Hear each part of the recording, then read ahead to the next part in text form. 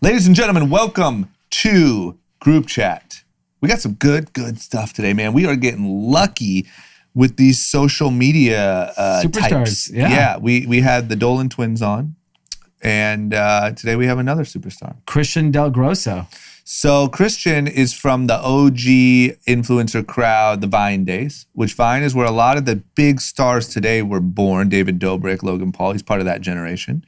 And he's learned a lot. He's learned a lot about, the pitfalls. Yeah. And we talk a lot about TikTok and the new generation of social media superstars. And so it seems right that, we pick his brain. Maybe we can all learn something. Yeah, I'm excited about it.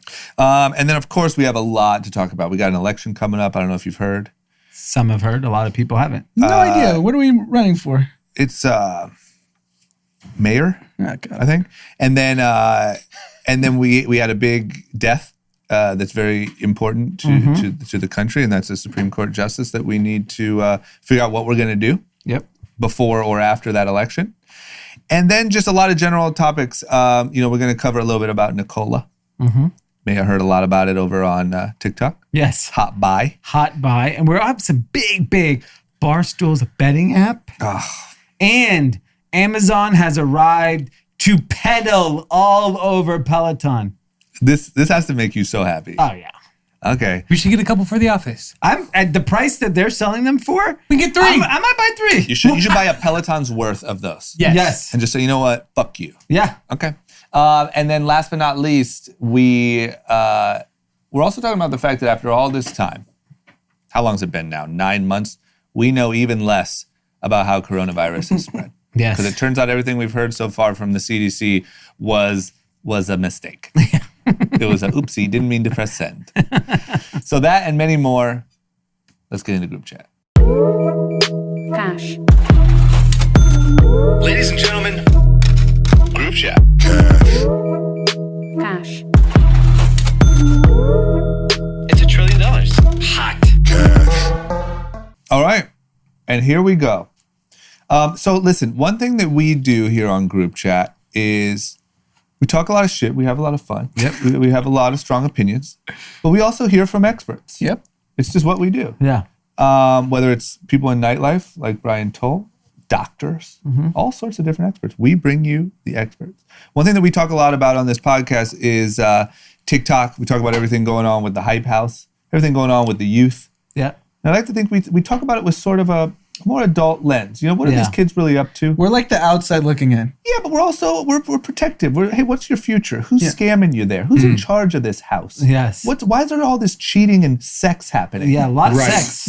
And so today we are joined by an expert who I think can give us a little bit more insight on that. I'm excited. I'm very excited. We got Christian DelGrosso in the building. Yep. 7 years in social media, which is the equivalent Old of Man like River over here. Yeah, I mean that's like 7 years social media is like That's dog years is like 100. This is like getting acting advice from Denzel. Denzel. We have Denzel Washington here. Yeah. I wouldn't go that far, but Well, we'll go that far. we'll go that far. So, really interesting story. You are from Toronto, Canada. Right. Why did you move to LA? I think at the time it was... And when? Sorry. Yeah. Let's start when and why. Yeah, I think... So it was, I was 20 years old when I moved here, and I just kind of picked up and left. I didn't even tell my parents that I was moving. Wow. I was kind of like visiting back and forth, just like feeling it out, and I ended up deciding I wanted to live here. But I think more so it was, I think just the lack of opportunity in the acting realm in Toronto, and then coming to LA, I kind of got to see that there was a lot more. It's too bad you weren't a sing rapper. There's a lot of opportunity there for those. Right. Yeah. For those Right. Just everyone that's coming out of there sing rapping. Yeah. It's the only people we know that come out of there. Yeah. That's good. That's why I had to leave. That's why I became a sing rapper. Yeah, you got it. Yeah. So you started singing and you're like, nope, I'm out of here. Yeah, that's it. So then when you came, was it like, is this right when Vine was popping off, or what was happening in social media land when you came? Yeah, I had grown to about 2.5 million followers on Vine prior to moving here. Oh, so wow. I think like it was at the point where I started to become like really financially stable. where I was like, okay, yeah, I could actually, make the move and be fine financially to make the move and do it. So I think that's what was happening. Like when you say financially stable, because I'm just curious. Oh God. In your mind. He's like, so what exactly? Yeah, because like There's a lot of 20-year-old, what does that mean? Is that like $5,000 a month? Is that $10,000 a month? What is that like back then? I that think, made you comfortable moving? Right. I think at that point I was making around 50 to 60K a month. Fuck. So I was just like, That's stable. That's stable. I mean, that's the difference between America and Canada. American, you get $2,000 a month. You're like, I'm moving to LA and get me Wait, that so you're work. telling me 7 years ago, or 2013, there was that kind of money being made on Vine?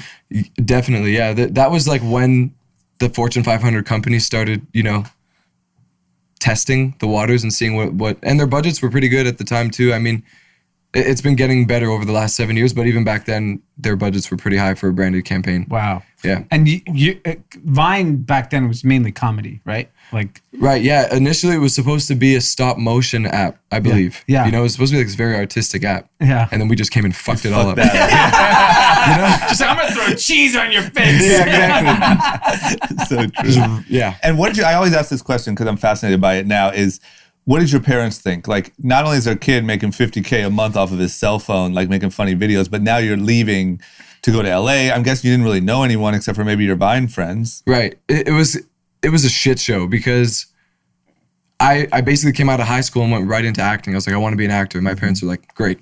Yeah. This is awesome. And I'm guessing your parents are not actors. That's sarcasm, right? Yeah, 100% sarcasm. And like they were already kind of like, watching me from the sidelines being like, what the fuck is this kid doing? Yeah. But when I started social media, it kind of gave them like a different perspective on it. I think when they started seeing the results, I feel like that's with everything though. The second you start seeing results, all of a sudden everybody's supportive of especially money. Exactly. So yeah. That's results. Yeah. That's what counts. That's the number one result. Right. Yeah. They're like, how much money a month? Yeah. All right. Take care. Pack your bags. Go. We always say we're a genius. Yeah. Call us when that's 200K a month. Yes. And here's the bank account. Yeah, exactly. Yeah. Wait, so Vine 2013, and then you're obviously OG influencer. Walk us through the last 7 years. What are all the things? Vine transitioned to what, and how were you thinking about it? Yeah, it's been a shit show, like in good and bad ways. I feel like because I initially set out, the reason why I started Vine was because my friend was like, I was in acting class like 4 days a week. I was really I was trained for about 3 years prior to Vine, and my friend was like, and it was impossible to get representation in Toronto, like impossible. You had to have a pretty substantial resume. And my friend was like, dude, this app Vine just came out. You should just make shit, like get your face and your name out there. And I was like, okay, I'll try it. And it was like that month that I started like really taking off. Like it was like my 10th video went viral and that was it. So it's been kind of crazy trying to like re-navigate what makes me happy and like getting back to the root of everything versus like, all right, now I got this social media baby. Let me just keep funneling content and go all over the place and not be happy, which is like, the honest truth. So it's been like. So you did Vine and then that kind of fizzled. Did you take your audience then to Instagram or YouTube? Yeah. So basically that was the worst. I think that was the biggest issue with a lot of people was like not everyone has like that entrepreneurial mindset where they're like, all right, how do I continue to expand and grow? People were just like thought that this platform was end all be all. And then when it went down, the Titanic that it was like so many people went down with Vine. Whereas us, we kind of like throughout the time that we were present on Vine, we were always kind of moving people around and like, oh, I'm doing longer form stuff on YouTube or I'm doing this on Instagram. So like we kind of had that situated prior to. And do like when we hear like, sorry. I just want to jump to real quick, like a moment of advice is we're now facing a very similar potential outcome for everyone who's built this following on TikTok. Right. Because we're looking down the barrel of that maybe getting canceled. Right. And I remember when that happened with Vine, it was like, oh shit, like there was a small group of Viners that were very famous, but that app died and some made the transition and some didn't. Mm-hmm. So like, what would you tell those TikTokers right now that are potentially looking at that thing getting wiped out? There's so many things. I would say like just transition wisely to the platforms that you actually think you could be prominent on. Like a lot of these kids, they're fine with setting up a phone on a chair or a wall and dancing for 15 seconds. And that's it. It's easy. It's, for them to transition to something like YouTube would require longer form content, some sort of production, editing. Like I had to learn how to do all that. So I would say just kind of figure out where you want to be and like grow into that platform. Yeah. You know, Sorry, Dee, go ahead. To Sorry. that point, I actually try to do my own research as an old person. Yeah. So I went down a rabbit hole of some YouTube kids and what they're doing. And I was like, look, it's not for me, but there's clearly thought put into it. Yeah. There's clearly like a script and a story they wanted to tell. You're saying YouTube as a platform? No, the stars of YouTube The today. content creators. Oh, it's the very content. different, Yeah, yeah. like they actually, There's production they're trying value. to tell a storyline and Yeah. whatever. And Right. then I went on TikTok and I'm like, they're just staring at the camera. Oh, it's a huge gap. It's And like they the hit that. degradation of the youth is Yeah. like so obvious. Yeah, do you get mad at TikTok? Do you think it's stupid? We know what that Should we means. ban it? We know what that pause Don't you think we means. should ban it? I have a pin, like, I don't ever want to mention any names because I don't want to put anyone on blast, but I also like looking at it from the sidelines. I'm just trying to understand what their goals are, what makes them happy, what their passions are, if they have like a specific talent that they want to hone in on. For me, it was always acting. So I, went to acting school and was training like very aggressively because that's what I wanted. A lot of these kids, I feel like what they want is fame and money. So it's like, I'm just trying to understand like, how is that for society's mental health to have a platform that's just based on like people just, cranking content out 5 times a day just to try and get famous so that they could be like, I'm famous. Yeah. Yeah. Because that's really the goal now, right? Right. For like a young person, it's like, I just got to figure out how to get in one of those sex houses in LA. And yeah, I mean, like if you're like 15, you're like, man, I just need to fluke up into a sex house in LA. Where I can just cheat on my famous girlfriend. Cheat on my famous girlfriend. And I made it. And I made it. I mean, I think what's obvious to what you're saying is the longevity of these kids, unless they have a plan, a goal, or trying to acquire a skill, Right. they're flashing the pans. I mean, 'Cause we've seen it happen before. MagCon is very similar to that. MagCon was like the biggest boy group ever to hit social media. They kind of paved the way for these new kids. But if you think about it, I've never even heard of them. yeah, like that was like the biggest dude. That's Shawn Mendes. He was one of the MagCon kids. Okay. But if you like look at it, like, are you familiar with Cameron Dallas? Yeah, I've heard that. Cameron Dallas, Shawn Mendes, they kind of like were the only ones to really pivot Out of that and group. and like do their thing. But that group was like at the time, I think 15 kids. Wow. 15 to 20 kids. I don't know the exact number. If you really looked at the list now, it's probably we just don't remember. Yeah. It's true. And so what's like, so you're out in LA, Vine happens, you obviously start making money, then Instagram happens. I'm assuming you figure out how to take advantage because you have a lot of followers engagement there. So I would say you're obviously, the fact that you're here 7 years later with this crazy following on every single platform, what have you figured out? And like, I think you alluded to the idea of being happy. So does that mean at some point you're unhappy with living in LA, making a lot of money and getting to do what you love? Like how is it unhappy? For me personally, it was like social media at the time when I started, it was fun. So it was like a new realm of me to just be able to create stuff. And I still like creating. I think it's just like, distinguishing like what is like creating something that you're happy with versus something you're creating because you have to create it. Over the last 7 years, like I said, it's been kind of difficult to navigate because the more that I got into this social media bubble, the more I became unhappy because I felt like I was getting further and further away from like the reasons why I wanted to come to LA. So I think what was the initial question again? I like lost it and I had it. Just how were you it seems kind of on surface level, especially to young people. Right. You had the following, you were making money, you were living in LA. Why are you unhappy? Yeah. Well, it's just the purpose, like your purpose of why you're here. Because like if you're chasing fame and the money, I mean, that can only go so far. You're going to get to a point where you're going to be like, all right, I'm famous, all right, I have money. And then bland, like nothing. You have nothing, no substance to anything you're doing. It's kind of just like. How long did it take for that to hit you? I think it was like maybe 3 years in. Because I've done like quite a few, I booked a few films. And I just filmed a film with Nicolas Cage prior to COVID.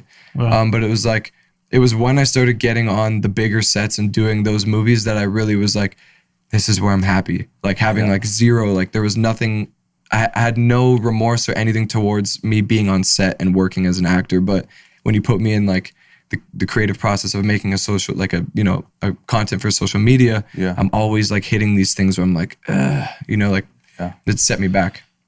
Yeah, it's interesting because I feel like for a lot of people that happens. Like the first couple of years have to be a blast. Like you first get your key to the hype house. Oh yeah. That key to the city. Cloud 9. You got your poof on the front of your hair. You got your new dangly earring. Yeah. You're like, your DMs are popping. What is cracking? Windmilling everywhere. Yeah. What's so funny though is looking at it.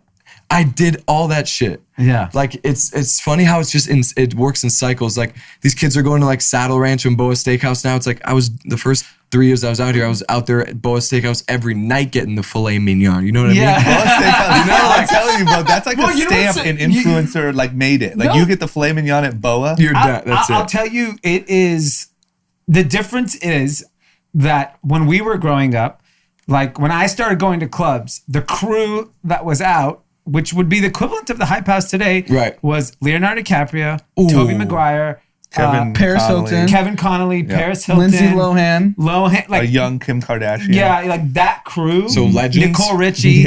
But that was who was at the It restaurant, the It nightclub, and they were the It. We talk about the hype house, how people used to talk about that crew, and it was the Hills. Yeah. It was the cast of the Hills. But did you ever knock what they were doing? Like, did you ever be like, oh, Leo's not a real actor? Well, I'd say the Hills characters, the reality stars at that time was like Paris and Nicole Richie had just done A Simple Life. That was a joke at that time. Like reality TV hadn't really set into what it is today. Right. And then all of a sudden they became so famous. They were like literally the most famous people. And you guys were like, how? Remember that fame for the sake of fame used to be odd? Yeah. It used to be like Paris Hilton is famous for being famous. Now it's like all of Boa Steakhouse.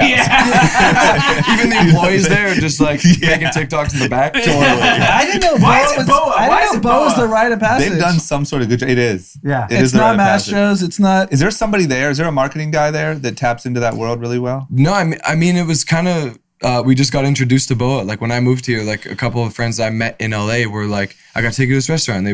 We'd go to Boa. I've seen they have like, it's they have like a FaZe Craig's Clan menu. They have like the FaZe Clan kids are always there. The influencers are always there. That's the spot. Well, I'll tell you why is because no knock on them, but they're a lot more of a mainstream restaurant in LA versus we know Delilah and Nice Guy wouldn't do anything for like that group of people. Like they'll take care of them, but they're not gonna like give them a menu.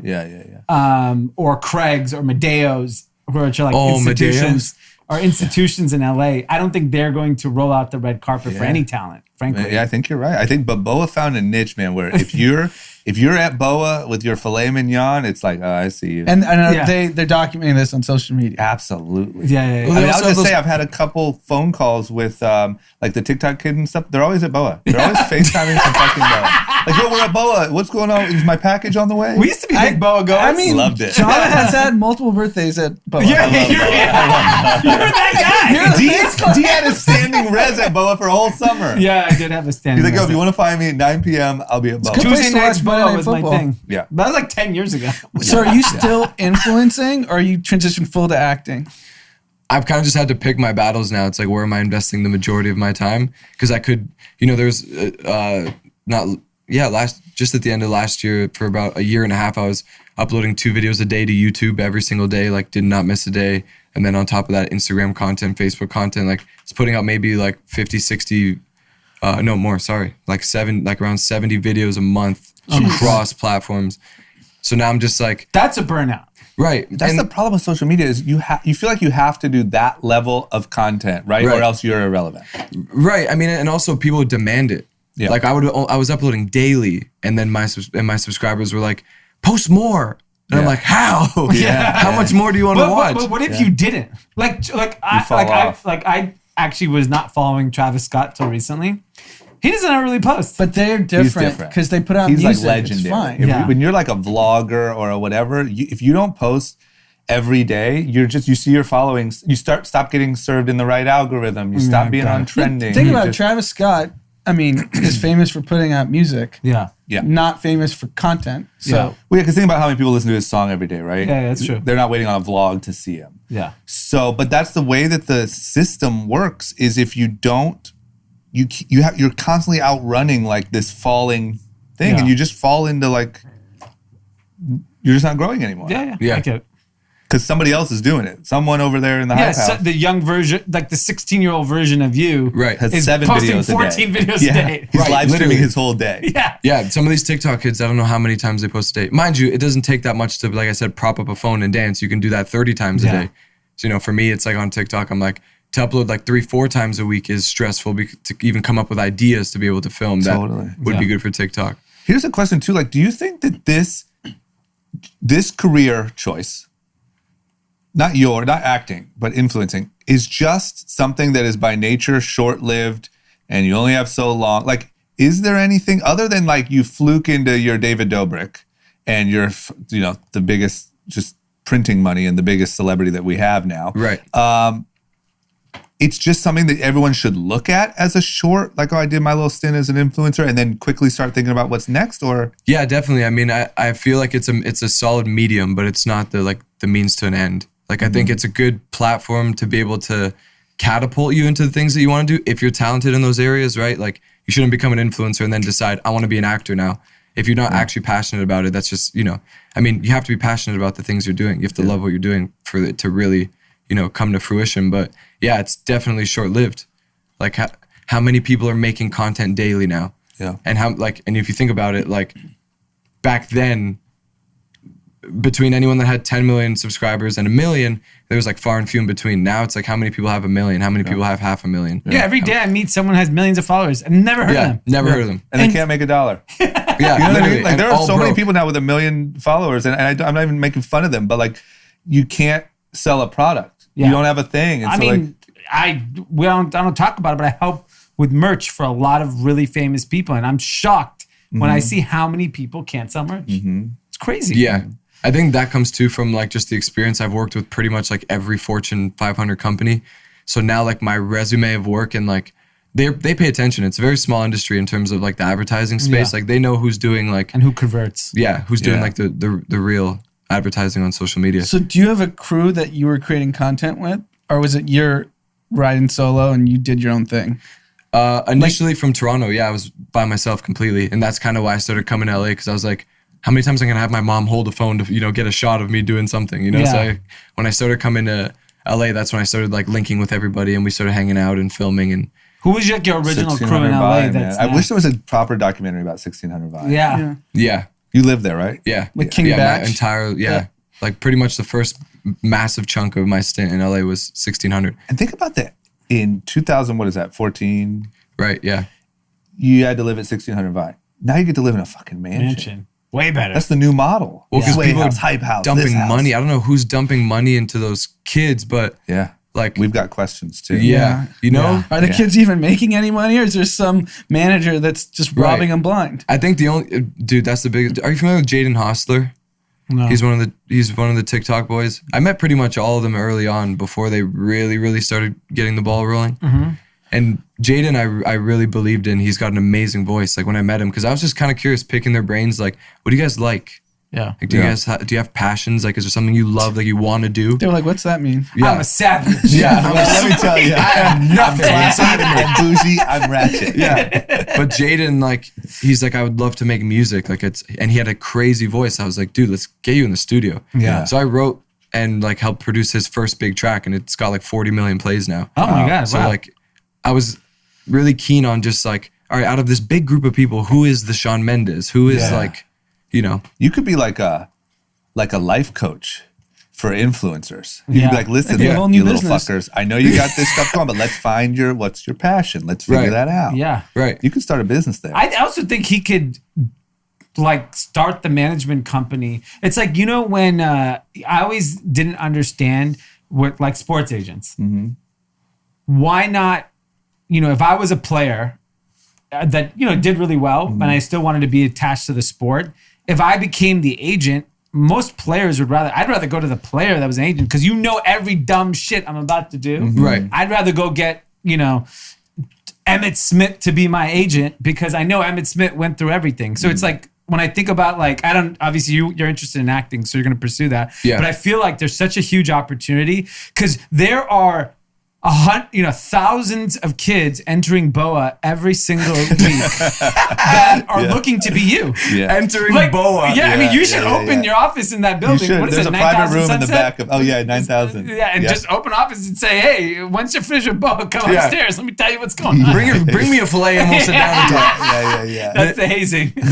What was I gonna say? I think like for me, it's just more of a I feel for them. I feel for the younger kids that are on social media coming up. So like, it's been less about. I honestly had never even thought once about formulating a business around it. It was kind of just like I have a lot of resources now because I've built so many relationships. So I've just been like, if you need help, let me know, and I got you. Like Jaden, I never put that kid in a contract. Yeah. I didn't charge him for production, nothing. We literally built him music for free just because I wanted to see him do something That's with his the Canadian talent. in you. Right, and I knew I had a feeling you were gonna be like, that's what it is. Canadians would do. That's right. shit Americans 'cause are they're- not doing that. Yeah, You got a America- contract. Yeah, contract, your lawsuit, the whole thing. You should start a house that's like the halfway house, you know, and like when you're done at the hype house and you're looking for purpose in your life, you come to your house. Right. That's a You bad know, name. it's in the Halfway house valley. is not a good Call it- name.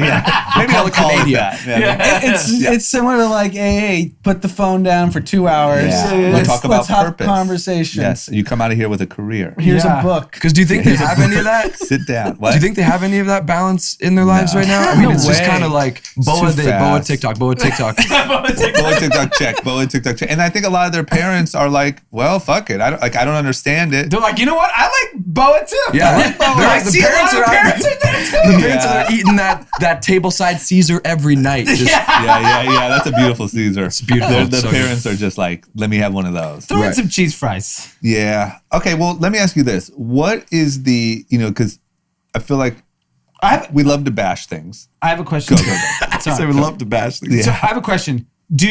Since you're in the TikTok game and you're friends with a lot of these big creators, do TikTok creators understand the national security threat that TikTok has on America? Absolutely not. Okay. Why would they? No shit. Why would they? It's not a Our blip on the friends radar. don't It's not a understand it. blip on the radar. No, Not even close. they're just like, You am can I teach hitting that the at For the You house. page? I'm just saying they're I'm good. just I'm just saying like they're the platform, right? These Yeah. people, like you're telling me they don't ever see a headline, TikTok is a national security threat. Like They why? don't see headlines. They see captions. Yeah. That's it. I mean, if you ask the average 40-year-old, I guarantee you. I didn't ask the average 40-year-old. But I'm I'm asking just the saying, biggest creators on and they'd be TikTok. like, oh, a bunch of kids dancing is a national security threat. Oh, no, but 100 million phones tracking Yeah, 100 million Americans is a national security threat. And that, to Anand's point, that's your average 40-year-old. Yeah, so Now you why take would your it- average 19-year-old that's making $50K a month, shaking around and sad Don't be because they like, give a shit. Take my data. Shaking What do I national care? security. No, that's fine if they're okay with that. I'm just They don't curious, are they know. aware at all? I mean, if the highlight of their day is eating tableside Caesar at BOA, do you think they're worried about what think- President yeah, Xi they in don't China care. is? I think a lot of people think this is Trump hating. Yeah. Like that's how they read it. Like, oh, Trump, man. Fuck Yeah. He's trying to take away our yeah. Fun. our Yeah. For You page. Yeah. Yeah. How dare you? No, Yeah. This is where I draw the line. I'm telling you, that might get young people to vote. If I was Biden, I would. Who cares about the truth? I'd be like, Bring Trump's back trying to TikTok. take away TikTok. I'm here to keep TikTok. Everybody at the rallies. Totally. You have Imagine the lines. You have 19-year-old Joe lines. Biden needs to roll up in BOA. Oh my god. Could you imagine imagine? With like the D'Amelio family roll up, you might win just on that. Yeah. They wouldn't even care about him if you pulled up. They'd be like, who is that? For real. They'd be like, Grandpa, do you what? Grandpa Great grandpa. D'Amelio. Yeah. Great grandpa. He's too old to be a grandpa. Okay, my question was going to be like, what is you've been through it, you've seen it very closely. What's the positive? Like, is there anything to take away from a positive angle? Is there anybody use this positive? If you're talking to even an 18-year-old kid and they're like, I want to start a TikTok, like, what's the positive side of all this? I think it's just being privileged. You know, like think about how privileged these kids are to be able to do what they're doing and earn the money that they're making, right? Like just finding the gratitude in that. And then by finding the gratitude, how do you use that to do good things Yep. in life, you know, for people, for things, whatever it is. Like you just have to kind of transition into thinking positively. I think that's what it is. It's like these kids are just like money, this, fame, da da da da da, and not understanding that like they're very privileged and not letting the ego get to them, for example, because immediately like the second you start getting followers and I'm a, you know, a culprit of it too. Like I went through that stint where I was just like, I'm on top, you know, like I was, you know what? I wasn't so much a dick. I was just in my own head. Yeah. I would just tell myself like, so you're walking in a boa, I'm that like, guy. You're walking in a boa the same way. Oh, you filet mignon. Caesar salad for all you little bitches. What is that, Jerry All the presents Bruckheimer? here. I'll pay for your fucking Caesar salad. Nobody knows who you are. Yeah. How many followers you got, Jerry? Yeah. Are you on Vine or what? Yeah, what is that, Transformers? Who saw that one? Boring. Yeah. But yeah. Yeah, I agree. You know? I have I want to get your perspective advice. I have a 3-year-old and a recently newborn. Congratulations. Thank you. My kid is going to get a phone sometime in the next 2 months. Yeah, hopefully not. The kid has a TikTok already. He has 50,000 followers. He's asking how to get more. Yeah. The iPad. If you had a child today that was 12 years old, let's just hypothetical, how would you handle social media for your kids given what you know about social media today? I feel like I would just try and parent them as best as possible. You know? Would Knowing you what I not know. give them access to it? Would you stray them away from it? Like, because some parents just like, here's a phone. You're Right. 7 years old. Good luck with your life. Like, I think like not giving them access to it is probably the worst thing you could do. And just going from even me growing up, like, you know, I'm Italian. My family's very aggressive. Until I left the country and moved, I had a curfew of like 11:30. Yeah. Like if I didn't come home at like before midnight, I was getting calls from my dad. Where the fuck are you? Yeah. Get home now. Yeah. You know, so, and that made me sneak out and go do more things.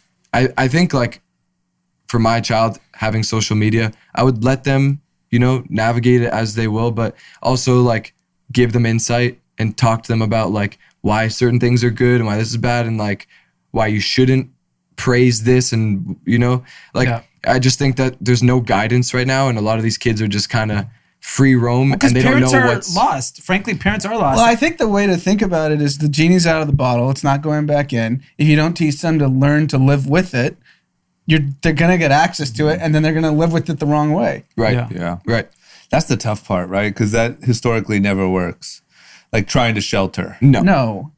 Everyone figures it out, whether it's 12, 14, 18. but you doesn't matter. you see the impact it has on specifically like I would say teenage girls. Yeah. Really, that shit worries me when It breaks my heart for real when I see that shit because I'm like, they don't understand, like, they don't have that moral compass where they're like, you know, for me and for my sanity and for my well-being, I'm going to not do that because that will make people like look at me. You know, for example, like just the sexuality of it all. I think it's like like some of these kids, 15 years old, like, because at least back then, like when I say back then, like I'm like fucking 100 years old. Yeah. But when I was younger and their age, no one was really filming and putting things on the internet of them. Because like I think there's nothing wrong with being a sexual human being, right? Like it's more accepted today than it's ever been. Yeah. But I think like, you know, projecting that sexualizing and like everything, and you know, and these things are getting 1 million likes. I mean, now when you see the numbers that some of these like people that we've never heard of are making on OnlyFans by pulling their tits out, you got 19-year-olds that are like, all right, this is my career path. What's even worse is TikTok. It's 16-year-old girls doing it. Yeah, and then you graduate to OnlyFans. Yes. You got to wait till your 18th birthday to start that account. Yeah. But it's a vicious cycle of like the media kind of like you're watching from the sidelines of like, oh, these social media guys make this money and they do this and that and they have fame. And then they're like, okay, well, I can have fame and I can make money and do this and that. And then now there's more avenues to getting there. Yeah. And now that the avenues that, you know, wouldn't necessarily be looked at as normal back then, right? Like charging people to watch you be nude or like selling nudes or whatever it is, like is like, is it accepted now? I don't want to say it's accepted now because I don't know if it is, but I would say having an becoming OnlyFans is like pretty fucking accepted. I think so. Compared to like what nudes leaking of somebody would have meant like a year ago. Right. It's already like, oh yeah, she has an OnlyFans. She, yeah. blah, blah, blah. Well, we've seen everything. It's just part of the resume. And to each their own. Like if that's your choice in life, like who am I to sit here and tell you what you can and cannot do? But I just think for the mental health of the youth and people coming up and growing in this day and age, it's fucking traumatizing. To have to think about that. Like, oh, I'll just get naked and I can make $100,000. But then they don't understand the real value of $100,000. Yeah. You know, because grind to make $100,000 creating businesses or whatever it is that they do. Yeah. And then you're just like, Yeah. $100,000 wired to the bank account. You're like, fuck it, I'm just do this. Yeah.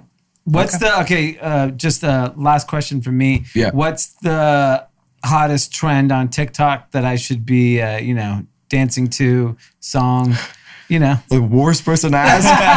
The worst person to ask. Give me a song, Dude, there's the WAP challenge. I'm sure you guys have seen that. Yeah, That's where you do that dance. We're like, yeah, it's a very provocative dance. I saw like one of the girls, either I think it was Addison Rae's mom did it. Okay, wow. So when we're talking about, Yeah.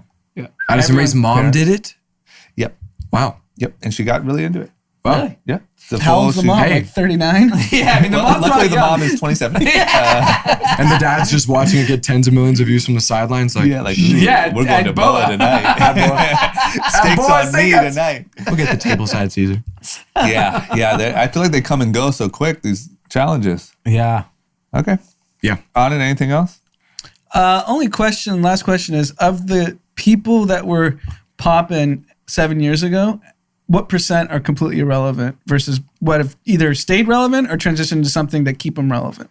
Out of like the people that I know, or just From your generation. your era. I would say maybe like 10-15% Yeah. Are still are around. still relevant, still earning great money and just doing things. And the rest are waiters at Boa now? I don't know. I'm gonna go to Boa and Go just from see customer. all.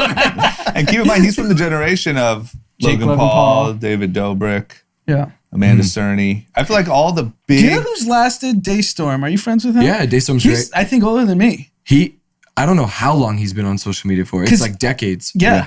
Yeah. For real. Like he's been on it. He was popping in chat rooms back on AOL. He was on Prodigy chat rooms. Dude, that man has been consistent. Yeah. Wow. Work ethic. All right. Well, listen, man, thank you for the insight. Right. Thank you for having me. Congratulations for making it out sane. Yeah. You just see me in the corner just Yeah, rocking. it's just not. He I mean, a lot of posted these kids, video, we talk like- to a lot of these young people, they don't know how to have a conversation. Yeah. Because if you're used to just DMing and when you actually get in and have a chat, it gets real awkward. So Yeah, you we've had made some it. funny meetings with really famous young people where they just can't even They were dancing the whole time. Just moving around and savage. And And like, we're like, I think he likes it. Yeah. He's dancing. I think he likes the idea. Wait, so do you like blue? Yeah, exactly. All right, that'll work. It's a dance translator. I'm done. He's okay. He likes it. Yeah, man, you made it out, and you said you were shooting a movie with Nicolas Cage. Right. Yeah. Prior to COVID. So insane. So Yeah. you made it on the right side. Congratulations. Thank you. Is that your next big project that's coming out? Yeah. Okay, cool. Yeah. Yeah. When's that come out? Is that like halted because of everything going on? Right. Yeah. So next year, maybe? Yeah. It's supposed to be a theatrical release, but I don't know where they're at. I don't know if they're still trying to release it because they wanted to have it out by October, but like I don't know where they're at with it right now. Got it. Yeah. Cool. Okay. Yeah. Well, you made it. Thank you, man. Yeah. No, thanks for having me. Appreciate it. This is Awesome. awesome. How great. You know? We're fluking up and only meeting good people From the from social influencer media. world. Or what if everyone's great? That's not true. I wouldn't count on that. Okay. But you know what we learned? Boa's Steakhouse, man.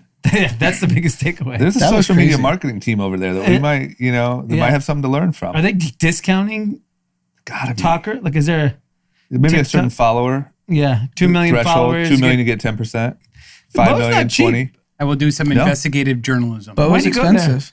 Why don't you get one of your new rich friends to take you to dinner there? Yeah, you're on Those boats are, and I don't have stuff. those type of friends. The Costa guys are broke.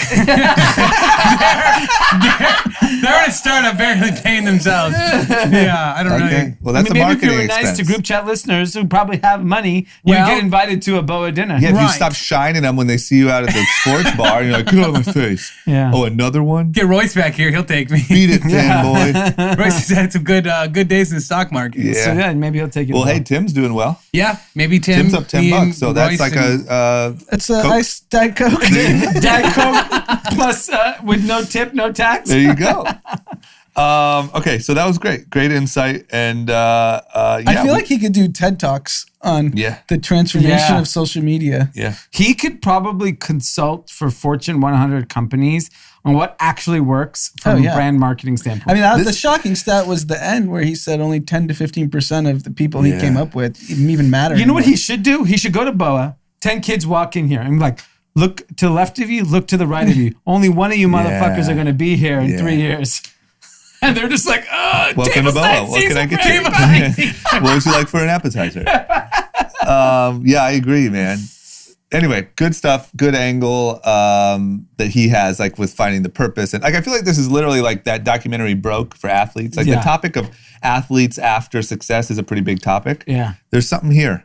There is. Because this is the career of choice for young people. I have to believe if you did a poll for 14 to 18-year-olds, Oh, yeah. social media or YouTuber or podcaster would probably be top. Yeah, I mean, what's better? I can't even think. Why would you want to be a professional athlete and kill yourself every day? I mean, if this many people watched a bad documentary on Netflix called Social Dilemma, what would happen if you actually give insight? Yeah. Okay. That seems like a hard shot at Social Dilemma. I didn't think it was that bad. He's been so doesn't turned like off. it. But he doesn't get it. But he doesn't get it. He's the wrong. That's He's why the it's problem. also number one. Yes. globally. Yeah, most people This don't guy's like, what would happen if you actually gave some fucking information? No, they packaged it extremely well. That's what they did. All right. It was a good win for Netflix. I'm not hating. I'm just saying. No, you were hating. I mean, Let's you talk wanted about- like an in-depth. I don't know what you were expecting, but it was It's just that we've already known that information. right. So I it's get it. on and it was like, this is bullshit. But I think to a lot of kids, a lot of younger people. Yeah, a lot of young people. they're like, There's no way they know "What? all that information. They control No. the algorithm? I mean, Yeah. the tweets people were putting like, "I can't sleep tonight." Because they don't know What is that. wrong And with keep in you? mind, they were tweeting it. It's because you're on your phone, you idiot. Yeah, because they don't know When it. you put your phone down, you might actually get some I shit. don't know why I can't sleep. The reality is most people don't know anything about anything. So Yeah. just add it to the pile of things. A little bit of value, some good editing, you got yourself a hit. Yeah. I think even the biggest of influencers have absolutely zero idea. No, not the current ones. No. Maybe the past ones. Even sadly, I hate to say this, but even David Dobrik didn't even know.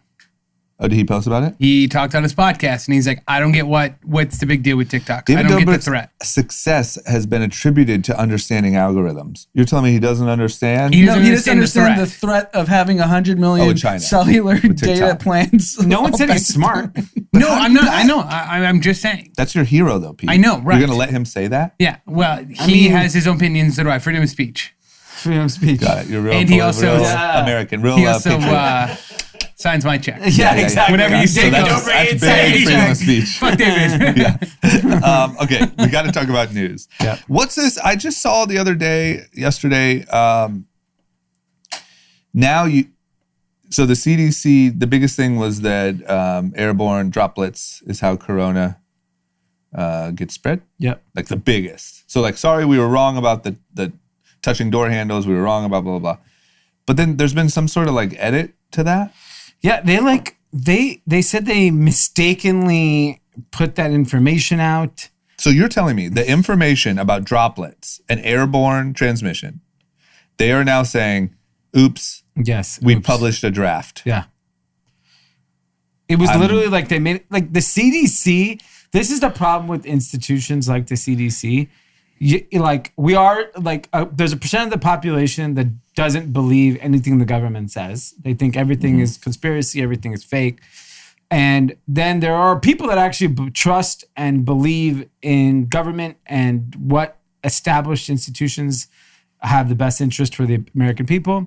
And then when you make CDC has made quite a few missteps in the last 6 months that have just given people very little comfort in like, who do we even trust anymore? Do you know what's funny to me is the same person that post protests, post Black Lives Matter, that's saying you can't reallocate funding to police. You need to add more funding to police, right? That's their sentiment.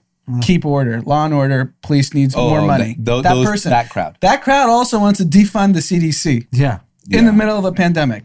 So we should be giving CDC. I agree, has been a complete shit show, and you have no idea what to trust. The problem is if you don't give them more resources, we're all flying blind because politicians are making national mandates based on what the CDC is saying and not saying. But Well, they're not listening to CDC. How is the Donald CDC Trump- flubbing this, though? Donald Trump's not listening to the CDC. I mean, I think Garcetti and Newsom are, which is why we're still shut down. They don't know who are they. I mean, we know politicians aren't that smart. Yeah. They So always they reference CDC guidelines say. Yeah, they just say that. They don't know what they're talking about. But how the fuck are you going to? This is like the biggest Like, I get it. We did more testing. It's not really that, it doesn't spread that bad from surfaces. Get that. Yeah. But you're saying like you accidentally posted an unfinished. Yeah, I mean, they said pretty much it was taken down. Growing evidence that droplets and airborne particles can remain suspended in the air and be breathed in by others and travel distance beyond 6 feet. For example, during choir practice in restaurants or a fitness class. And that risk was greatest indoors with poor ventilation. That's the original. That was original. That was removed. So now, so how do you even fucking get coronavirus? I think someone has to cough it in on your your mouth? face.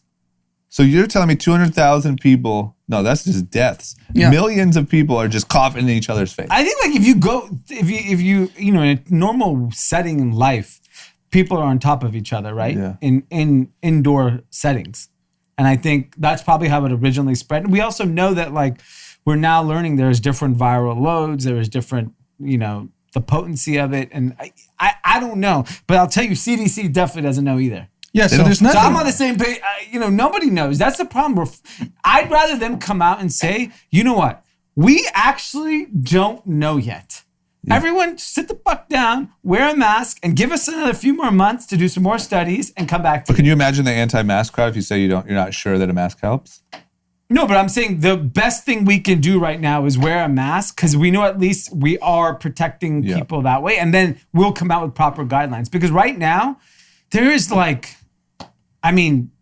one has any real information that people are comfortable with accepting. Yeah. I just don't get how if you can't cough or like even have a close conversation and get it, how did it even spread like this? Well, this is over 6 feet. Over 6 feet. So this is saying at 8 feet, you could. I think what they're saying, it's actually scarier than we thought because the virus lingers in the air longer than we thought. But they removed that. That's what they removed off the website. So that was the big scary thing. It was like an elevator. Yeah. Like it could be lingering in there when you get in from the person before. I think the reality is indoor matters. I think that's pretty clear. Mm-hmm. The moment we opened indoor in LA, we can just see in our own backyard. Yeah. Cases spiked. Yeah. Outdoor is definitely less transmissible. And why in April, when everything was actually shut down, was it spreading? Grocery stores. Yeah. Right? Yeah. That's indoor. Yeah. Yeah. I don't know, man. It just at this rate, it shocks me that anything works. Like when a pandemic hits and like you can't get PPE, you can't get this passed, you can't stimulus. I don't fucking know. We're printing money. CDC. Like, how does anything even work in normal times? Yeah, I think a couple of scary things that are obviously trending negatively. Cases are starting to spike everywhere. Nice. Whether that matters to you or not, that's just the data, and you can choose to live however you want based on that data. Yeah. I had to drive to Santa Monica, bumper to bumper traffic. Oh yeah, it's pretty much. It feels normal. I was in Vernon today, and there was traffic on the way back. Yeah. Oh yeah, there's that. From Vernon to here, you're definitely hitting traffic. Yeah, on the 10, I was sitting in traffic. Yep. And we still have no guidelines. And then an increasing number of people, both Republicans and Democrats, recently polled as of this week, are not going to take the first batch of the vaccines. Yeah. So that's now a Although I don't know. issue. Are you taking first batch? First batch? First batch, I'm not taking. No chance. It just scares me with all this. You're telling me CDC can't click draft on a fucking I don't get email? the first batch of the iPhone. Why would I get the first batch of the vaccine? Yeah, you're right. And by the way, I'm content not seeing anybody, not going to BOA, not doing anything. Like I will sit my ass at home and wait. I got to make it to BOA, but other than that, I totally. How long? You just wait like a couple extra months? I'll wait till next summer. I have no problem waiting till next summer and living the exact same life I've been living. The real fear is if it happens before the election, it just got rushed out without proper testing. Totally. And my worry is when you see how poorly this was all handled, what's to say, don't get me wrong, I am by no means anywhere near an anti-vaxxer. All that I'm saying is, what's to say something couldn't get rushed and flubbed and you got a weird twitch for the rest of your life. Yeah, and I agree. And I think, I think he was part of the batch one. Yeah. No one really, to me, it's the doctors. Doctors take it. I'm comfortable taking it. I want Bill Gates to inject be honest, it in his neck. I've lost faith in all institutions. Who are we supposed to trust? We can't trust politicians. We can't trust the CDC. I want Bill Gates You're on just live a stream. pharmaceutical company now? Yeah. They're the most evil of all. And all you have is the incentive for the money to get it done. Yeah. I want Bill Gates injecting it in his neck live, and then I'll do On it. Twitch. On Twitch, streaming. Yeah. All right. Okay. What about, we got a lot going on with, in politics. Number one, we have I don't know. I would say potentially the most meaningful election. I'm a young guy, so don't fucking scream at me. In our nation's history, Yeah. potentially, is coming up. And also, we just had RBG, or as Tim puts it, Ruth Gator Binsberg. Yeah. Little spell Roy check. G. Bibb. Little spell check on our title. But we just had a Supreme Court justice pass away. There's a spot to fill. You got 42 days to fill it. Yep. What's going on in all that? Mitt Romney's in. Yeah, so Mitt Romney, don't pay no tax, is happily going to approve whatever person Trump wants to. Wow. Come on, Mitt. Yeah, Mitt's all on board with it. It looks like it's going to be a woman. The woman's name is Amy Barrett. Barrett, I think, who is like the front runner. Yep. So we're going to find out everything you could ever imagine about Amy Barrett and every friend she's ever had, everything in the next kind of 72 hours. And so I think there's a Supreme Court element that I think Mitch McConnell clearly has the votes. Yep. There's only 2 senators that have said that they won't support it. So if they move their ass and they select this person, Trump said on Saturday he will pick the nominee. I mean, they could approve this person by the end of October. They're not going to do any real vetting. I'll give the cautiously optimistic case. Very, actually minor optimism. Anything that this administration has done has been sloppy. So they're not going to properly vet whoever they're appointing. Mm-hmm. They're just going to vet based on, good resume, like it, push it through. Yeah. Everyone knows when you appoint a Supreme Court justice, more than almost any position that gets vetted by Congress, the uncovering they do on your personal life from birth till today is absolutely insane. So if there's any skeletons in your closet, you're toast. Yep. You're DOA. And there will... So I think the thing to note is there's 23 Republican senators up for election. A lot of them, I think, in 13 states, very tightly contested. Mm-hmm.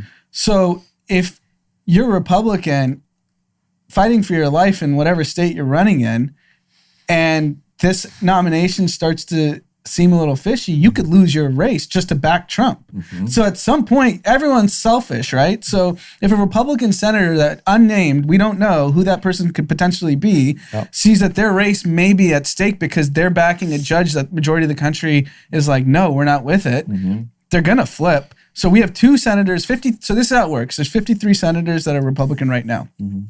If it's 50-50, Pence gets do the break the tie vote as the vice president. That's his role. Pretty much his only role, official role. And you need 4 senators to break in the Republican Party. You have 2. Mm-hmm. So is there potential 2 in these hotly contested races flip? I think so. I think they're afraid if Donald wins and you flip, you're toast. Yeah, but you might not even get to Donald winning or not. You're done November 4th. That's my point. I don't think anyone has gone against the Donald. Who goes against him? You need people are to go scared of him. against. No, but if you went from being up 50 to 42 in Arizona, I'm just making this up, the state, and then closer to the election day, it's flipped. You're trailing. Yeah. You need to do something. Yeah, and you need the Donald to help you. So Donald's like, you approve Amy. I'll put out a tweet. I'll put out a tweet for you, and that tweet gets you elected. I know it's not a high likelihood. I'm saying this is something to think about. And, I appreciate the optimism. and Mitt Romney also says, I back a vote. He didn't say I back a confirmation. So does he have a spine? Probably not. No, Mitt Romney, he don't pay no tax. He doesn't pay no tax. Kanye told us a long time ago. And by the way, to be fair, my guess, men have way more skeletons in their closet than women do. If I I'm would picking say on skeletons, average. I hate to be sexist, but I'd say it's as simple as hiring an undocumented worker for a long period of time. Sure. Yeah. Whether it's your nanny or housekeeper, that's grounds for Senate to not approve you. Sure, but look what they did to Kavanaugh. Like, just try to look for anything. And it was just like nonsense. I'm telling you, the difference now is you have Republican senators fighting for their life in tight races across the country. But if you got Mitch McConnell's going to dangle money at you and say, "I'll give you $5 million for TV," you're fucking approving the Supreme Court just. I'm telling you, those guys they're bosses. They're gangsters. Mitch McConnell is going to go to whoever that senator is and look, you're down by 3 points. I'll dangle $5 million. Dude, the Pod Save America guys raised $23 million in like 5 days for those races. Mm-hmm. Those races went from close to they potentially can flip. Sure. With that kind of money in these small states. But McConnell knows it's about money. So he's going to dangle. They're already underfunded. Donald Trump's potentially more of a reason not to break with your party when you're underfunded. That's the risk for me is that, like, I feel like Trump would have to like have a big mess up where you're like, damn, Trump's not going to win. Yeah. I'm not going to win. If you feel like Trump's not going to win, then you do that. Yeah, but they think he's going to win. Everyone who on his side, they're pretty confident. But if we just need two, maybe there's two out there. Two more. Two extra. Two more. And two have already committed. Two have committed. For now. True. Donald might make a call and say, "You need money too?" Yeah. Okay. No, I think Kushner makes the call, and then there's a New York Times article about him extorting senators. Totally. That's coming. Happen. Yeah. And then what about, you talked about money going into the Democrats. What about the billionaire Sabans have opened their checkbook? Yeah, the billionaires on the Democratic side. So Haim Saban, Saban Entertainment, Power Rangers, I think Saban Entertainment is. Great Lakers seats. Great Lakers seats. It's pretty much Haim Saban, Jeffrey Katzenberg, all like the big Democrats. They've had like Zoom fundraiser dinners that are probably like, $250,000 a person type shit. Yeah. That's what's crazy. I remember you could justify, if you're a really rich person, $50K to go get a picture with Obama. Yeah. $50K for a Zoom with for sleeping a screenshot. show. What are you doing? Yeah. You're screenshotting your Zoom call? Yeah. Look, guys, I was on it. Yeah. $250. Yeah. And so I think Democrats are just raising just an insane amount of money right now. Mm-hmm. Even our buddies at Harper and Scott teamed up with More Than a Vote, which is LeBron's voter registration thing. And they did merch, morethanavote.org. The merch is fire. Go check it out. LeBron wore it in the last finals game. But like, there's so many Democratic efforts on obviously just raising money. You have the Pod Save. I mean, like these dinners, I think this week raised like $20 million, 2 dinners. Yeah. 2 dinners. Yeah. That's what I think where Donald Trump is going to suffer from a fundraising perspective, because I don't think Republican billionaires want that smoke. Like New York Times expose saying you back Donald Trump. Granted, it has nothing to do with how their wealth is going to be. It's just socially, like when you're in the Hamptons. Exactly. You're not invited to the hot party. Yeah, you're probably in a pickle. If you're like a billionaire, you're like, ugh. If you're a billionaire, you're better off. You can't even quietly do it. Everything gets exposed. Yeah. It's all public record. Okay. All right. Well, we'll see what happens. The money's ratcheting up. Joe Biden is nowhere to be seen, and he can't fumble that first debate. He's gonna get smoked. They have to find a reason to cancel. Oh, just do it on Zoom, where you like technical difficulties. Yeah. You do it in person. Uh-oh is right, man. It's over, I think. I honestly think it's so bad, and this is Trump's area of expertise. The only thing he might be good at. Yes. Against a guy who this is probably his biggest weakness. Do you think he just does the quiz? Man, presentation. Yeah. Elephant. Nailed it. Yeah. 4. Biden, repeat after me. Yeah. Damn it. Okay. And then what about topic jump? There was an NYPD cop who has been arrested for working as a Chinese agent. Like he had Chinese handlers that he was reporting information to. Yeah, this is insane. This gentleman lives. This is also the CMO of TikTok USA. Exactly. Yeah, he had a side gig. Because my point is like a cop in Queens. Like, what are you reporting? He's in Queens. What is China King? Queens, New York. But he was... maybe they want better pizza ingredients. Yeah, like what's really going on down there? Who's selling Lucy's? He's somehow connected to the Chinese government, and it was, worked with Chinese consulate people in America, and has affiliations to the People's Liberation Army in China. And his father is a retired member of the PLA and a Communist Party member. And authorities said that this guy was wired $100,000 from a U.S. bank to a People's Republic China bank account in his brother's name. So they've gone through, obviously, he's been followed for a long time. U.S. Attorney's Office is on the case on this.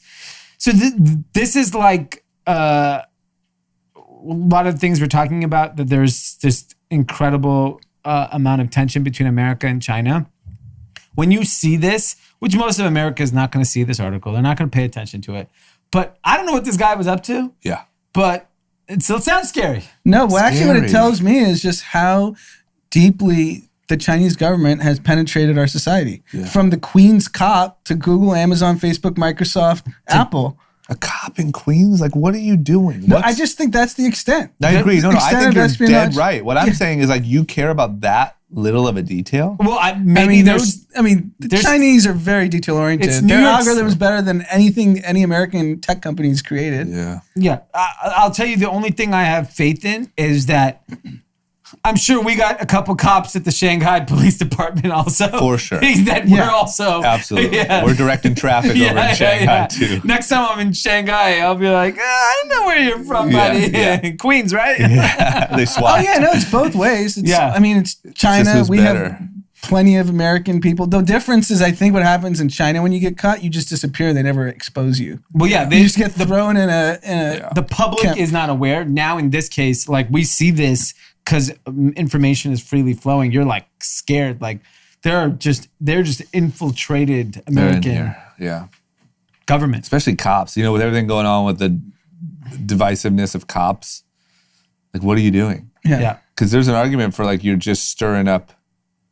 You know, one of the big arguments is that, like, all those videos of supposedly, like, cops with bricks or breaking windows to start the looters and stuff, like, that's the type of thing that foreign governments would also. Just to cause chaos. Yeah, it might not be as simple as the police department is trying to start a riot to make black people look bad. It might be that. Yeah. But it also could be literally like this guy Yeah. trying to make America look like shit. Yeah. Okay, well, That's a little crazy. sketchy. Yeah. Time for some ads. Pete, we got ads? We always got ads. All Have right, no man. fear. Clear your throat, get your ad ready, your ad voice ready, and let's see. You know, it's been a little bit. Yeah, baby. All right, Come on now. take it away. Hello, everybody. That's right. This old friendly voice on the other side of the mic here is your boy Pete. That's right. I'm back here for another episode, and today I bring you support from our sponsor for group chat, Manscaped. That's right. They are back because they loved us so much the first time. They couldn't possibly resist. They had to be a sponsor once again. So today's episode of Group Chat is brought to you by Manscaped, who's the best in men's below-the-belt grooming. Manscaped offers precision-engineered tools for your family jewels. They obsess over the technology development to provide you the best tools for your grooming experience. Over the last couple of months, I've now had the product. I've gotten to use it. Let me tell you, it is absolutely outstanding. One of my biggest issues before was I kept nicking my nuts. Sorry if this is getting personal for a couple of you people out there. Skip forward if it's too much for you. But we need to talk about the facts. You nick your nuts and it hurts. If you get nicked down below the belt, you know, you might get a little blood action going, and then things just it's uncomfortable. You hate it. And it's time we start talking about it more, because for so very long, we just kept ignoring it. But luckily for us, Manscaped has stepped up and changed the game. Guys, that's why Manscaped has redesigned the electric trimmer. The Manscaped engineering team spent 18 months perfecting the greatest ball hair trimmer ever created, and just released a new and improved Lawnmower 3.0. That's the one I have, the one I have here holding in my hands. For those watching, for those listening, you get the little description. Their third generation trimmer features a cutting edge ceramic blade that reduced manscaping accidents, the ones I was just talking about. Thanks to Manscaped's advanced skin safe technology. Two of the favorite features I have for it. One, there's a headlight on it, like an actual headlight. Like you can see everything, okay? I'll leave it at that. You don't need to know much more than that. You can see everything with this thing. Plus, it's waterproof. So go ahead and do it right in the comfort of your own shower. Those two make it absolutely outstanding. Trim that junk of yours. Get 20% off and free shipping with the code GROUPCHAT at manscaped.com. Tim. Your balls will thank you, guys. Get 20% off of free shipping with the code group chat at manscaped.com. That's 20% off with free shipping at manscaped.com and use code group chat. This is great. The little package of the Lawnmower 3.0 comes with a couple little goodies on the side as well. Great little travel bag that I use now. Look at this thing. I was watching. Look at that fucking headlight. Look at it. God damn. This thing will plow through anything. And for those of you that headed over to New Republic to grab their new Kurt sneaker, thank you so much for all the support. Josh thanks you as well. Again, longtime listener himself. So head over to shopnewrepublic.com as well and support our fellow Kathy over there and as a part of the 5-4 group here. Their Kurt, I love it. I love it. Look at it. I wear these shoes like all day, every day. I got the off-white bottoms on today with the black back heel. Fantastic. So sporty, so stylish, yet so clean. The leather is fantastic. The shoes so comfortable, and it's amazing fit right off the bat. So don't miss out any longer. Head over to shopnewrepublic.com.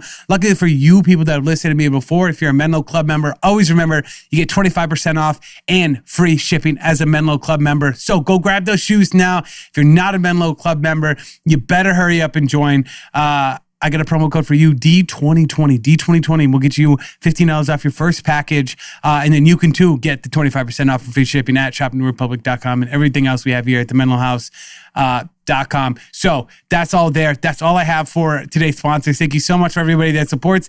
And if you want to sponsor us, you know you can always head over to the melronroaststreetjournal.com, hit us up there, or you can hit us up at the email at groupchatnews.com.